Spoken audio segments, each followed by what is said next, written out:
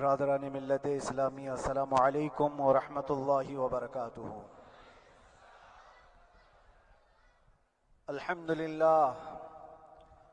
للہ الحنان المنان الذي خلق الإنسان وعلمه البيان، والصلاة والسلام على رسوله سيد الإنس والجان وعلى آله وأصحابه ذوي الخير والإحسان، أما بعد، فأعوذ بالله من الشيطان الرجيم، بسم الله الرحمن الرحيم، وقل جاء الحق وزهق الباطل إن الباطل كان زهوقا، صدق الله مولانا العظيم۔ بارگاہ رسالت معاب صلی اللہ علیہ وسلم میں درود پاک کا ہدیہ پیش کریں۔ اللہم صلی علی سیدنا و مولانا محمد معدن الجود والکرم وآلہ واصحابہ الکرام وابنہ الکریم وبارک وسلم صلاة دائمة سرمدا ابدا۔ عزیزان گرامی وقار، میں یہ چاہتا ہوں جہاں پر آ کر ہم رکے تھے وہیں سے ہم پھر آگے بڑھتے ہیں۔ ہم رکے تھے کہاں آ کر؟ کچھ دیر کی خاموشی ہے، اس کے بعد ہم آگے بڑھتے ہیں، اس لیے کہ مجھے کوئی شعر اب یاد کرانے کی ضرورت نہیں اور نہ ہی کسی کے سامنے کچھ بولنے کی ضرورت ہے۔ حالات تو ایسے تھے کہ جو نان مسلم تھے وہ بھی ہمیں جیل میں دیکھ کر یہی کہتے تھے کہ آپ ہی نے کہا یہ فلاں بات۔ ہم نے کہا اللہ تبارک و تعالیٰ نے تم کو بھی یاد کرا دیا۔ میرے عزیزو، ستیزہ کار رہا ہے ازل سے تا امروز، شرار بو لہبی سے چراغ مصطفی بھی۔ یہ آج کل کے معاملات نہیں، ابتدا سے حق اور باطل کے معرکے ہوتے رہے، لیکن ایک بات میں آپ سب کو بتانا چاہتا ہوں، مظفر کو مقید نہ سمجھ اے سیاد۔ سیدنا مظفر حسین کچھوچھوی رحمت اللہ تعالی علیہ جیل گئے تھے، قید میں تھے، تب انہوں نے یہ شعر کہا تھا کہ مظفر کو مقید نہ سمجھ اے سیاد، میری یہ اسیری بھی سنت آبائی ہے، میرے آبا و اجداد کی سنت ہے جس پر میں عمل کر کے آ رہا ہوں، میرے بزرگوں کی یہ سنت تھی۔ بہرحال جن کو جس راستے سے مجھے گزارنا تھا، لوگوں کے دلوں میں یہ ٹھنڈک تھی شاید کہ زبان بند کر کے چند دنوں کے لیے قید کر دیا جائے، مگر میرا عقیدہ یہ تھا کہ اللہ تبارک و تعالی جب تک چاہے کہ کوئی اس کے لیے پابندی نہیں لگا سکتا۔ وَإِن يَمْسَسْكَ اللَّهُ بِضُرٍّ فَلَا كَاشِفَ لَهُ إِلَّا هُوَ، رب تعالیٰ فرماتا ہے اگر اللہ تعالیٰ تمہیں کوئی مصیبت دے تو اس کے علاوہ کوئی ٹال نہیں سکتا۔ وَإِن يَمْسَسْكَ اللَّهُ بِخَيْرٍ فَلَا رَادَّ لِفَضْلِهِ، اور اللہ کسی کو بھلائی دے دے تو پھر اس کو روک بھی کوئی نہیں سکتا۔ مولا تبارک و تعالیٰ اگر کسی کو کوئی مقام عطا کر دے تو ہزاروں کیڑوں کے پھڑپڑانے سے وہ مقام ختم بھی نہیں ہو سکتا۔ اللہ تبارک و تعالیٰ جس کو بڑھانا چاہے اس کے لیے کوئی راستہ رکاوٹ نہیں بن سکتا۔ اس لیے کہ ہم نے تاریخ میں دیکھا ہے پیبند لگے کپڑے پہننے والے، پیروں میں چپل نہیں تھے، جن کے ناخن تک اکھڑ جاتے تھے، لیکن وہ جب چلتے تھے قیصر و کسریٰ بھی کانپتے تھے، جن کا ہی یہ نعرہ تھا ٹل نہ سکتے تھے جنگ میں اگر اڑ جاتے تھے، پاؤں شیروں کے بھی میدان سے اکھڑ جاتے تھے، حق سے سرکش ہوا کوئی تو بگڑ جاتے تھے، ارے تیغ کیا چیز ہے ہم توپ سے بھی لڑ جاتے تھے۔ یہ وہ صحابہ کرام اور اسلاف کرام، ان کا یہ معمول تھا۔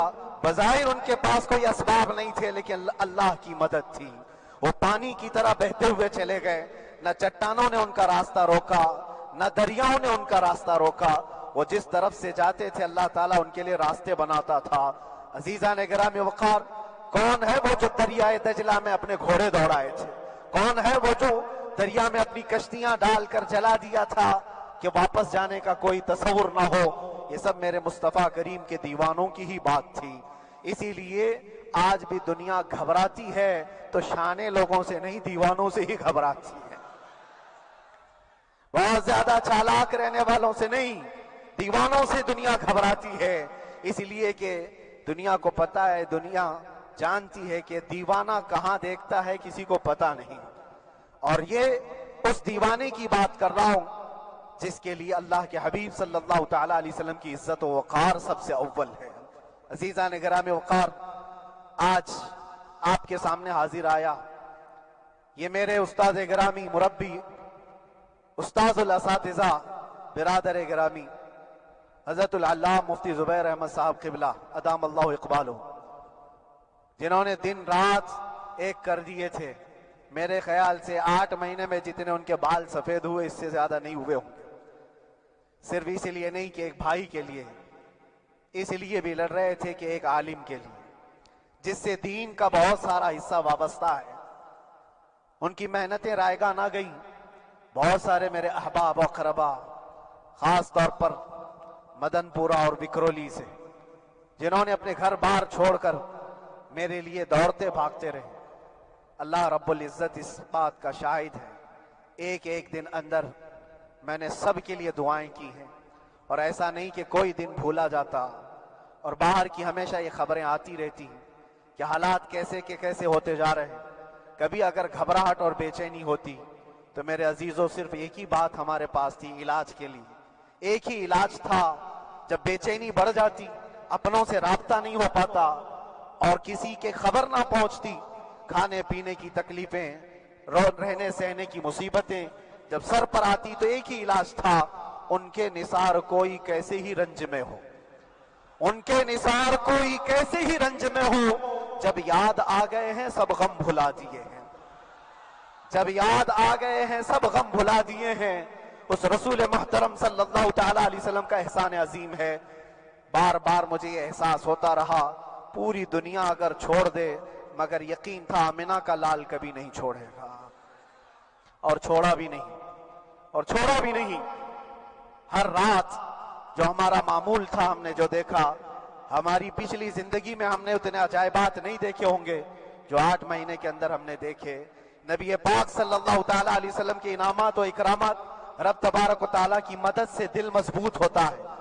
عزیزان گرامی، ہم نے تو وہاں ایسے لوگوں کو دیکھا جو ڈپریشن کا شکار ہو کر کافر بھی ہو گئے، اور حالات سے گھبرا کر کے وہ انکار کر بیٹھے، کوئی خدا نہیں ہے، کوئی مدد نہیں آتی ہے۔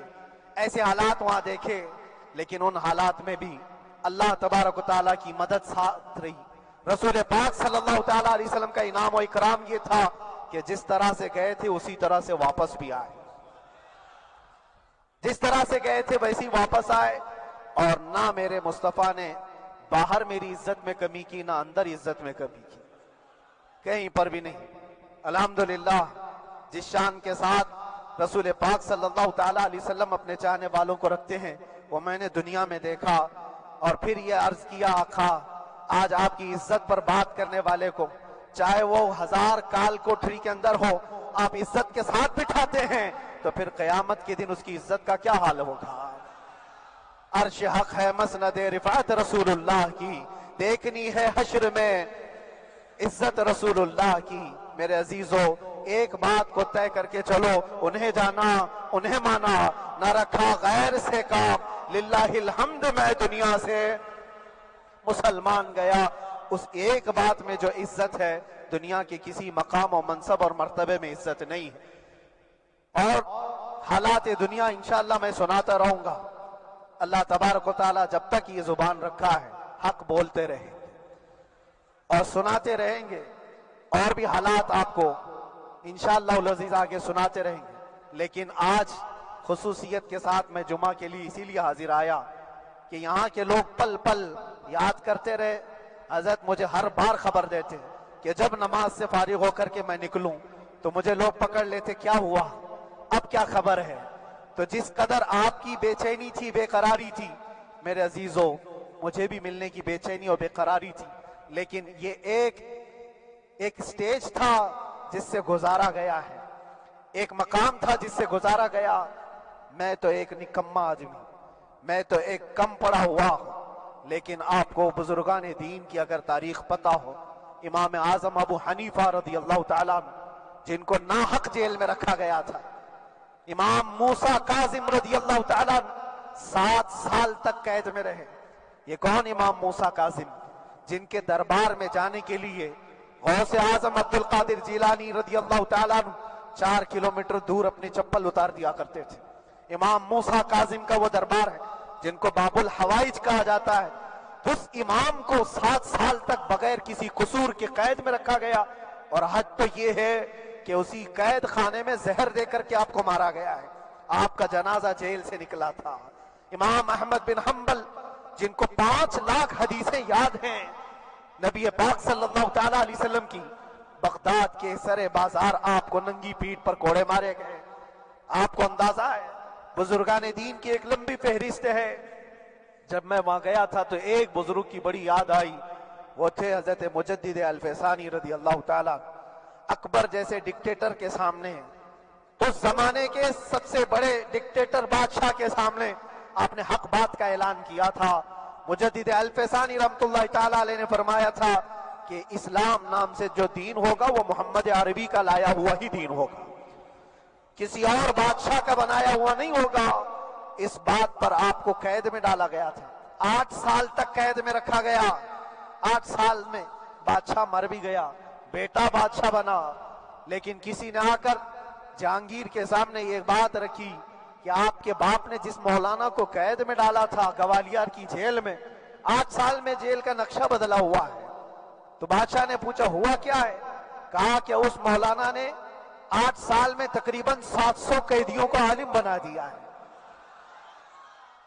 درس حدیث، درس تفسیر، قرآن کا علم، نمازیں جماعتوں سے وہاں اس طرح ادا ہوتی ہیں جیسے لگتا ہے گنبد خضرا کی چھاؤں میں ہے۔ رب تبارک و تعالیٰ کا یہ احسان عظیم تھا۔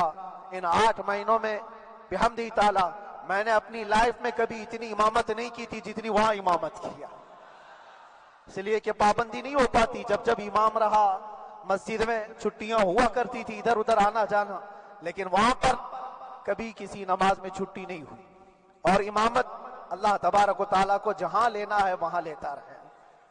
اور مجھے اس بات کا تھوڑا قلق تھا، 24 سال سے میں تراویح سنا رہا تھا، 24 تراویح ہو چکی تھی، رمضان المبارک کا 24 گزر چکے تھے، 25واں سال تھا، ظالموں نے مجھے رمضان سے پہلے اندر کر دیا۔ بار بار یہ خواہش ہوتی تھی کہ میری تراویح چھوٹنے نہ پائے، 25ویں تراویح ہے، 25ویں محراب ہے، لیکن رب تبارک و تعالیٰ کا احسان، اندر موجود سارے مسلمانوں نے یہ مطالبہ کیا کہ ہم یہاں جماعت سے تراویح قائم کریں گے۔ اور اب تک لوگ الم تری کیف والی تراویح کبھی کبھار پڑھ لیا کرتے ہیں، لیکن سارے لوگوں نے مل کر کے یہ اتفاقاً کہا کہ ہم پورا قرآن آپ سے سننا چاہتے ہیں۔ کیسے کیسے قیدی تھے، کیسے کیسے کرائم والے تھے۔ میں نے کہا آج میں ایک دن پڑھاتا ہوں، ایک پارہ پڑھوں گا، آپ کو اگر لگے تو بتا دینا، بھاری پڑ جائے، کیونکہ لوگ سارے کرمنل ہیں اور کئی طرح کے جرائم کیے ہوئے لوگ، نماز دین سے کہاں زیادہ رشتہ۔ کہا ہو سکتا ہے یہ گھبرا کر بھاگ جائیں، ایک دن پڑھاؤں گا، اگر آپ کو لگے تو بول دینا، نہیں تو کل سے الم تری۔ پہلے دن تراویح پڑھائے، دوسرے دن سارے لوگوں نے کہا آپ نے ایک پارہ پڑھایا ہے، سحری تک بھی پڑھائیں گے تو انشاءاللہ کھڑے رہیں گے۔ یہ جو استقامت، یہ ساری چیزیں دلوں کا جمع ہونا اور ہماری طرف دلوں کو پھیر دینا بغیر اللہ کی مدد کے نہیں ہوتا، رسول پاک صلی اللہ تعالیٰ علیہ وسلم کے کرم و احسان کے بغیر نہیں ہوتا۔ وہ تراویح بھی پڑھتے رہے، تفسیر قرآن بھی سنتے رہے اور قرآن کی تعلیم بھی لیتے رہے۔ پھر مجھے اندازہ یہ ہوا کہ رب تبارک و تعالیٰ کی منشا یہ تھی کہ ہماری تراویح کی محراب کی سلور جبلی جیل کے اندر ہو جائے۔ مجھے اس بات کا کوئی قلق نہیں رہا کہ میری کوئی چیز چھوٹ گئی ہے۔ ہاں، عید، بقرعید، محرم، یہ تمام چیزیں لوگوں کی یاد تو رہتی، رشتہ دار، احباب، اقربا کی یاد، لیکن اللہ کی مرضی، میرا رب تبارک و تعالیٰ جو پسند کرے اس میں ہم راضی ہیں۔ اگر مولا یہ چاہتا ہے کہ میں تنہا پڑھوں تو اس کی رضا میں ہم راضی ہیں، اگر وہ چاہتا ہے کہ مجمع ہزاروں میں ہم نماز ادا کریں تو اس کی مرضی پر ہم قائم ہیں۔ عزیزان گرامی وقار، صبر و سکون کے ساتھ جو حالات گزرے اس میں سب سے بڑا کردار آپ سب کی دعاؤں کا ہے، سب کی دعاؤں کا۔ مشائخ، سارے پیران اعظام، تمام سلاسل کے اور ہر مسجد کے امام اپنے محراب اور منبر سے جو دعا کرتے رہے، یہ سارا ذخیرہ میرے لیے اتنا بڑا ہے جس کو میں بیان نہیں کر سکتا۔ ہر ایک کی جانب سے دعائیں، عورتوں بچوں کی طرف سے منتیں، روزے، نہ جانے کیا کیا کر لیا۔ پھر مجھے اندازہ ہوا کہ صرف اپنے آرام اور اپنی راحت کے لیے پھڑپھڑانے سے کچھ نہیں ہوگا۔ رب تبارک و تعالیٰ یہ چاہتا ہے کہ پوری امت مل کر کے اس فقیر کے لیے دعا کرے، اور اللہ تعالیٰ کو جب تک منظور تھا تمہاری دعائیں ہوتی رہی۔ بعض لوگوں کو یہ خیال بھی آیا، کچھ میرے احبا اقربا رشتہ داروں نے بھی کہا اتنی ساری دعائیں ہوئی، اتنی ساری دعائیں ہوئی، قبول کیوں نہیں ہوتی؟ ایک بات یاد رکھو، پوری دنیا مل کر کھڑے ہو کر دعا کرے، اللہ کی قدرت پر کوئی کام کرنا واجب نہیں ہے، اللہ پر کوئی چیز واجب نہیں ہے۔ اگر وہ اپنے فضل سے عطا کر دے تو اس کا احسان ہے، اس کا احسان ہے۔ اب چاہے وہ سال بھر میں قبول کرے کہ 5 سال میں قبول کرے، ایک بات یاد آتی ہے میرے عزیزو، ہماری قید تو 8 مہینے کی ہوگی، ان بزرگان دین کی قید 8 سال 7 سال۔ امام محمد بن حسن عسکری 20 سال تک قید میں رہے، 20 سال تک اندر سلاخوں کے پیچھے بند رکھا گیا۔ یہ اہل بیت اطہار ہیں، ائمہ اعظام ہیں، ان کی تکلیفیں دیکھ کر پھر ہماری تکلیف چھوٹی لگتی، اور پھر نبی پاک صلی اللہ تعالیٰ علیہ وسلم کی یاد آتی۔ صرف اس بات کا ہمیں فخر تھا کہ تم نے کبھی چوری کے الزام میں تو نہیں گرفتار کیا، کسی گھناؤنے الزام میں تو نہیں گرفتار کیا۔ ہاں اگر کسی بات پر گرفتار کیا ہے تو ان سے پوچھو تو اب یہ بولنے میں بھی شرم کرتے ہیں، مولانا کو کیوں گرفتار کیا ہے، مولانا کو کیوں اندر رکھا ہے؟ شرم آتی ہے بولنے میں، کیونکہ انہوں نے کچھ ایسا بولا تھا جس کو بولنے میں شرم آتی۔ کیا بولا تھا میرے عزیزو؟ یہ ایک الگ کہانی ہے، ابھی میں اس پر کچھ گفتگو نہیں کرتا، اس لیے کہ ہر ایک کو یاد ہو چکی ہے، ہر ایک کو یاد ہے، میں اس کہانی کی طرف نہیں جاتا۔ لیکن اتنا مجھے آج اس ملک میں رہتے ہوئے احساس ہے کہ ابھی بھی انصاف ختم نہیں ہوا ہے۔ انصاف پوری طرح ختم ہو جائے تو اللہ کا عذاب آ جائے گا، اللہ کا عذاب آ جائے گا۔ چند لوگ نا انصافی کر سکتے ہیں، لیکن پوری کی پورے روئے زمین پر رہنے والے انسان نا انصافی کرے، ایسا نہیں ہوتا۔ ہمارے حق میں سپریم کی طرف سے جو انصاف آیا ہے، ہمارے دل میں اس قدر جگہ ہے آج، اور اس قدر احساس ہے کہ ہمیں یہ اندازہ آج بھی ہوتا ہے کہ چاہے کچھ بھی ہو جائے لیکن انصاف پوری طرح سے مر نہیں سکتا، انصاف پوری طرح سے مر نہیں سکتا۔ یہ ہمارا ملک عزیز ہندوستان کسی خاص آدمی کے ٹھیکیداری میں نہیں ہے، سبھی کا خون شامل ہے یہاں کی مٹی میں، کسی کے باپ کا ہندوستان تھوڑی ہے، ہمارا بھی ہے، آپ کا بھی ہے، سب کا بھی ہے۔ اور میرے عزیزو پتہ نہیں، یہ بھی شاید راحت اندوری صاحب کا شعر ہے، اور اس سے پہلے بھی کچھ بولا تھا وہ بھی ان کا ہی تھا، تو ڈینجر ہی ہوا کرتا ہے۔ اللہ تبارک و تعالیٰ آپ سب پر فضل فرمائے، کرم فرمائے۔ جو چیز خاص طور پر بولنی ہے وہ یہ ہے، ان حالات سے آج جو گھبرائے ہوئے ہیں یہ وہ لوگ ہیں جو عیش پرست ہیں۔ میں کسی کو خاص ٹارگٹ کر کے نہیں کہنا چاہتا، لیکن بہت سارے وہ لوگ جو اثر و رسوخ رکھتے ہیں لیکن وہ آگے آنا نہیں چاہتے۔ دین اسلام پر حملے ہوں، حضور پاک کی عزت پر حملہ ہو، کسی کو بولنا نہیں ہے، کیونکہ پتہ ہے دیکھو اس مولانا کو کس طرح کیے، اسی طرح دوسروں کو بھی کر دیا جائے۔ جو کمفرٹ زون میں بیٹھنے کے عادی ہو گئے وہ اپنا ایریا چھوڑ کر ہٹنا نہیں چاہتے۔ اگر میں کچھ کہوں گا حضور پاک صلی اللہ تعالیٰ علیہ وسلم کی ناموس کے لیے تو میرا عیش خطرے میں آ جائے گا۔ اکثر کی یہی سوچ ہے، میرا تو اپنا دھندا ہے، میرا بزنس ہے، میرے بیوی بچے ہیں، ہو سکتا ہے مولانا کو کسی چیز کی فکر نہیں ہوگی۔ آپ کو میں بتاؤں، آپ کو اندازہ نہیں ہمارے دل میں ہمارے بچوں کی کتنی محبت ہے۔ میرے بھی چھوٹے سے بچے ہیں، جب وہ جیل کی سلاخوں کے سامنے آ کر آنسو بہاتے تھے تو دل پر چھریاں چلتی تھی. وہ بچے جو ہمیشہ ہمارے سینے پر سوتے رہے آج میں ان کو چھو بھی نہیں سکتا. جب وہ سلاخوں کے پیچھے کھڑے ہو کر دور سے رو کر کے چلے جاتے 15 منٹ تو کیا ہمارے دل میں بچوں کی محبت نہیں؟ کیا ہمارے گھر بار نہیں؟ ہماری بہنیں، ہمارے بھائی، ہماری ماں نہیں؟ کتنے تو دن ایسے ہوئے کہ میری ماں کو دورے پڑتے رہے یاد کے لیے. تو کیا وہ ہمارے اوپر کیفیت نہیں آتی کہ ہم خامخواہ یہ مصیبت کیوں مول لیے؟ میری بیٹی تو جھگڑا کرتی اس بات کو کہ کیوں آپ اکیلے ہو، بہت سارے لوگ ہیں سب کا خیال کرتے ہوئے. لیکن میرے عزیزو یہ ان کی اپنی محبت ہے. سارا ایک پریوار اور اس سے زیادہ میرے شاگردوں کی ایک دنیا ہے. کتنے ایسے ہیں میں جانتا ہوں کہ 8 مہینے تک نرم غذا نہیں کھائی میرے ان بچوں نے. میں جانتا ہوں ان کا صرف یہ خیال تھا کہ اندر پتہ نہیں جیل میں آپ کیا کھا رہے ہوں گے، ہم یہاں نرم غذا نہیں کھائیں گے، گوشت مچھلی نہیں کھائی. حالانکہ یہ کوئی چیز تمہارے اوپر واجب نہیں تھی. یہ حالات میں اس لیے بتا رہا ہوں میرے عزیز، کسی کے وہم و گمان میں اگر یہ ہے تو نکال دے کہ میرے آس پاس کچھ نہیں ہے، میں کسی کو چاہتا نہیں یا میرے ساتھ محبتیں نہیں ہیں. کثرت سے محبت کرنے والے لوگ ہیں میرے پاس. میرے ان بھائیوں کی اور میرے بہنوں کی، میرے گھر والوں کی محبت تو ایسی ہے کہ ان کے گھروں کے بچوں کے معاملات بھی بغیر مجھ سے پوچھے نہیں ہوتے. اگر 8 مہینے اندر رہا تو کسی کا رشتہ نہیں تو بات چیت بھی نہیں ہے. رشتہ نہیں ہوگا جب تک یہ نہ آئے. سارے کام ڈیپینڈ رہتے تھے. مجھے بھی ان تمام چیزوں کا احساس ہے، لیکن یہ سب چیزیں ایک طرف، میرے مصطفیٰ کی عزت اپنی طرف.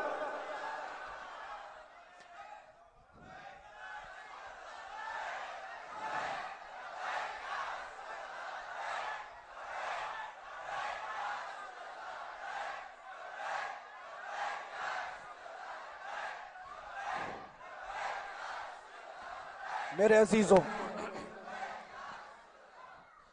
ہر ایک کے آنسوں کے قطرے میں نے دیکھے، بھائیوں کے، بہنوں کے. میرے پاس ملنے کے لیے میرے جو شاگرد آتے ان کے، یہ اکثر جب جیل کی دیوار پر آ کر کھڑے ہوتے ان کی آنکھیں لال، یہ آنسو بہاتے 15 منٹ ملاقات کر کے چلے جاتے. آپ کو کیا اندازہ ہے اندر کے حالات ایک دن 1 سال کے برابر لگنے لگتا ہے.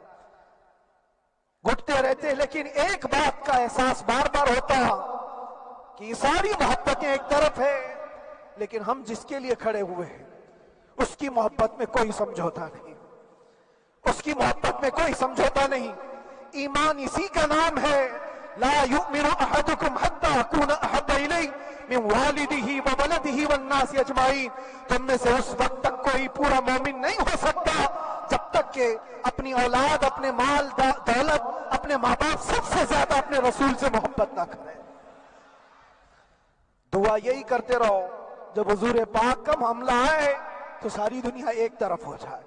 میں نے ایک واقعہ پڑھا تھا اندر ہی، حضرت خالد بن ولید رضی اللہ تعالیٰ ایک قلعے پر اچانک حملہ آور ہوئے تھے. وہ قلعے میں موجود جو دشمنان اسلام تھے ان کی پارٹی چل رہی تھی. بڑے بڑے قالین، صوفے بچھے ہوئے، تشتوں میں قیمتی کھانے رکھے ہوئے تھے. خالد بن ولید کے ساتھ جو لشکر ہے یہ تو وہ غریب صحابہ تھے جو پیون لگے کپڑے پہنتے، ایک کھجور پر پورا دن گزارتے. جب یہ اس قلعے پر حملہ آور ہوئے تو دشمنان اسلام جو تھے وہ مقابلہ کرنے کی ہمت نہ جٹا سکے، بھاگے. سارا مال سب چھوڑ کر بھاگ گئے، بغیر کسی جنگ کے، بغیر کسی قتل قتال کے. پورا قلعہ فتح کیا خالد بن ولید نے. اب سنو، جو صحابہ تھے وہ مال غنیمت جمع کر رہے تھے کیونکہ یہ عرب کے لوگ ایسے مہنگے قالین نہیں دیکھے تھے، ایسے مہنگے صوفے، اتنی قیمتی غذائیں انہوں نے دیکھی نہیں تھی. سب جمع کرنے لگے. خالد بن ولید نے کہا خبردار، ہاتھ مت لگانا، سب ہٹ جاؤ. سب ہٹ گئے. چند صحابہ کو بلایا، یہ سب جمع کرو، اس کو آگ لگا دو. پورا مال غنیمت جو تھا آگ لگا دیا. تو جو صحابہ تھے وہ کہنے لگے کیا یہ اچھا ہوتا یہ سب میں آپ تقسیم کر دیتے؟ یہ بہت قیمتی چیزیں ہیں، عرب میں ہم لے جاتے تو یہ بہت مہنگی چیزیں ہیں۔ خالد بن ولید نے کیا کہا جانتے ہو؟ کہا اگر تم کو بھی ان تمام چیزوں کی عادت لگ جائے تو تم بھی ویسے ہی بھاگو گے جیسے یہ بھاگے۔ یہ آج جو ہمارا مقابلہ کرنے کی طاقت نہ لا سکے اور بھاگ گئے، اس کی وجہ یہ ہے کہ وہ عیش پرست ہے، عیاشی ان کے اندر تھی جس کی وجہ سے وہ کھڑے نہ ہو سکے، اور جب یہ عیاشی آئے گی تم کھڑے نہیں ہو سکو گے، کھڑے نہیں ہو سکو گے۔ آج میں یہی بات دہرانا چاہتا ہوں، جو بہت بڑے چہرے لے کر بیٹھے ہوئے ہوں، وہ سیاسی اثر و رسوخ رکھنے والے بھی کمفرٹ زون میں رہنا چاہتے ہیں۔ میں چند لوگوں کو چھوڑ کر کہہ رہا ہوں، اکثر کا حال یہ وہ سوچتے ہیں کہ ہمارے اس دائرے سے نکلیں گے تو ہمارا عیش خطرے میں آ جائے گا، گھر بار خطرے میں آ جائے گا۔ یہ دنیا کی محبت انسان کو بزدل بناتی ہے، بزدل بناتی ہے۔ اس لیے میرے عزیزو، آپ جب کبھی یہ بات آئے، ایک طرف میرا پورا خاندان، ایک طرف میرے عیش کی زندگی اور ایک طرف رسول پاک کی عزت کا معاملہ، تو آپ مجھے بتاؤ آپ کس بات کا فیصلہ لیں گے؟ اسی بات کا فیصلہ لینا ہوگا نبی پاک صلی اللہ تعالی علیہ وسلم کی عزت کی خاطر تمہیں اس بات کا فیصلہ لینا ہوگا۔ اپنا سب کچھ گنبد خضرا کل بھی تھا آپ، میرے نبی سے میرا رشتہ کل بھی تھا آپ، اور بتلا دو گستاخ نبی کو غیرت سنی زندہ ہے، ان پہ مر مٹنے کا جذبہ کل بھی تھا آپ۔ بس یہ جذبہ باقی رہے۔ ہم کسی کو لڑنے کے لیے، مرنے کے لیے، مارنے کے لیے میدانوں میں اتارنے کی بات نہیں کرتے۔ میں اکثر اپنی تقریروں میں کہا کرتا ہوں، یا آپ سے پہلے بھی کیا، اگرچہ میری تقریروں کو ڈائیورٹ کیا جاتا ہے، آج بھی بہت لوگ ہوں گے، بلکہ آج مدن پورہ کا یہ پہلا جمعہ ہے، مجھے اندازہ ہے پورا ہندوستان نہیں باہر بھی سب کی نظریں اس پار ہیں کہ آنے کے بعد یہ کیا بولتا ہے، آنے کے بعد یہ کیا بولتا ہے۔ سب اسی انتظار میں ہیں۔ میں سب کو ایک ہی میسج دوں گا، آنے کے بعد وہی بولے گا جو پہلے بولتا تھا۔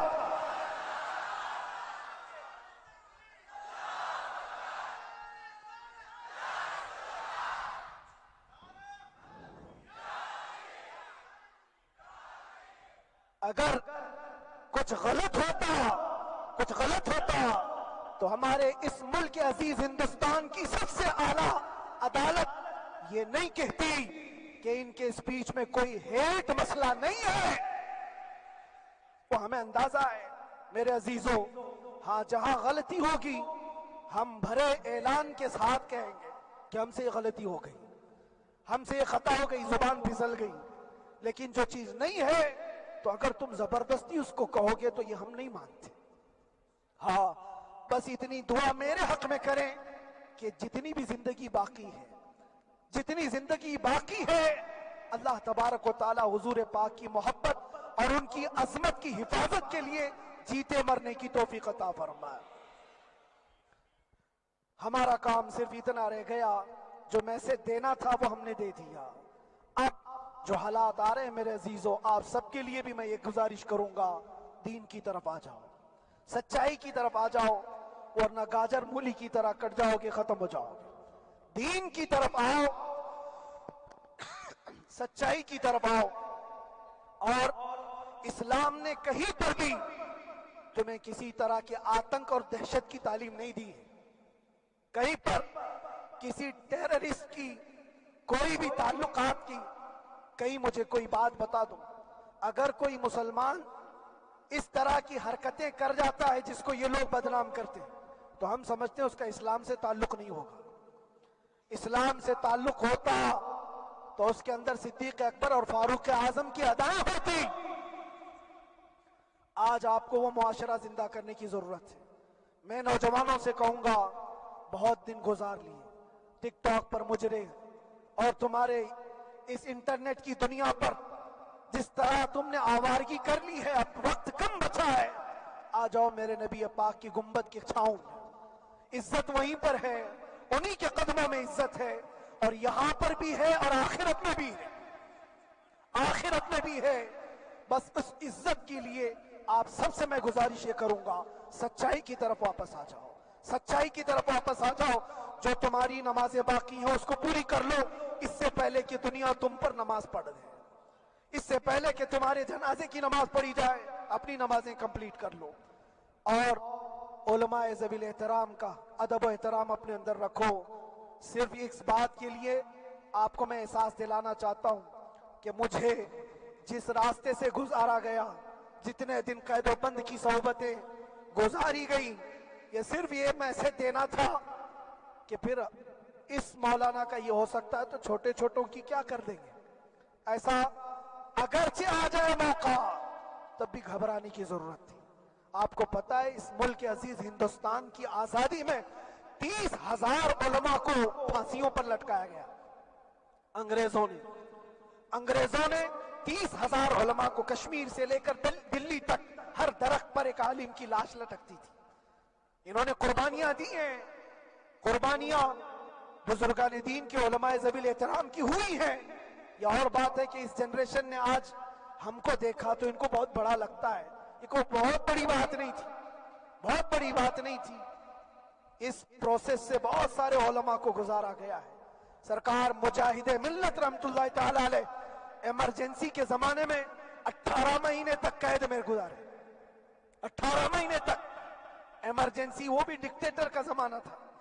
اس زمانے میں بھی آپ اندر ہیں، لیکن باہر آنے کے بعد نہ آپ کے مشن میں کوئی کمی آئی، نہ آپ کی زبان میں کوئی لکنت آئی. اللہ والے جو ہیں وہ اللہ کی رضا کی طرف اور رسول پاک کی رضا کی طرف ہوتے ہیں. ہم سب بھی اس مشن کو آج یہاں سے زندہ کرتے ہیں. جہاں سے ہم چھوڑے تھے وہیں سے آگے بڑھتے ہیں، جہاں سے ہم چھوڑے تھے وہیں سے ہم آگے بڑھتے ہیں. کسی کو اگر کچھ برا لگتا ہے تو وہ اس کے سمجھ کا قصور ہے، اس کے فہم کا قصور ہے. ہم نے کسی کو ٹارگٹ کر کے کبھی کہا نہیں، بلکہ یہ تو کامن بات ہے، ایک تو کامن کہی جانے والی بات ہے. فخر سے اگر کوئی آدمی اپنے گھر میں کہے کیا بات ہے مولانا آج صبح سے تمہارے گھر میں کچھ ہلچل نہیں ہے، کچھ ہلچل نہیں ہے. ہو سکتا ہے تمہارے گھر میں کوئی نہ ہو، تم اکیلے بیٹھے ہو، بیوی کہیں گئی ہے، ماں کہیں گئی ہے، گھر میں کوئی بنانے والا نہیں ہو، گھر میں خاموشی ہے، تو تم اگر اس کو جواب دے دو کہ کچھ دیر کی خاموشی ہے، شام میں آ جائے گی، کچھ دیر کی خاموشی ہے، شام میں آ جائے گی، تو کیا گناہ کیا؟ کیا گناہ کیا؟ اس کے حالات پر وہ بول رہا ہے، اس کے گھر میں خاموشی ہے اسی لیے بول رہا ہے. ہم نے بھی اسی لیے کہا کچھ دیر کی خاموشی، اسی لیے کہ ہم جانتے ہیں اسلام وہ نہیں ہے جو یہاں دکھ رہا ہے آج. اسلام تو وہ تھا جو صدیق اکبر کے زمانے کا تھا، اسلام تو وہ تھا جو فاروق اعظم کا تھا، اسلام تو وہ تھا جو عثمان غنی اور حیدر کرار کا تھا. تو وہ جو ہلچل تھی وہ خاموش ہے. صلاح الدین ایوبی کا دور تھا، وہ اسلام کی ہلچل تھی. تو میرا گھر آج خاموش ہے، اس لیے تمہیں پکار کر کے رہا کچھ دیر کی خاموشی ہے. اور ہمیں اپنے رب سے یقین ہے یہ خاموشی ایک شام ٹوٹے گی، کوئی صلاح الدین آئے گا. اور اللہ تبارک و تعالی ہم سب کے اس عزم اور حوصلے کو زندہ رکھے اور آپ سب کی محبتوں کو سدا سلامت رکھے، اور میرے آقا صلی اللہ تعالی علیہ وسلم کے قدموں پر مر مٹنے کی ہمیں توفیق عطا فرمائے. وآخر دعوانا الحمدللہ رب العالمین. لبیک یا رسول اللہ.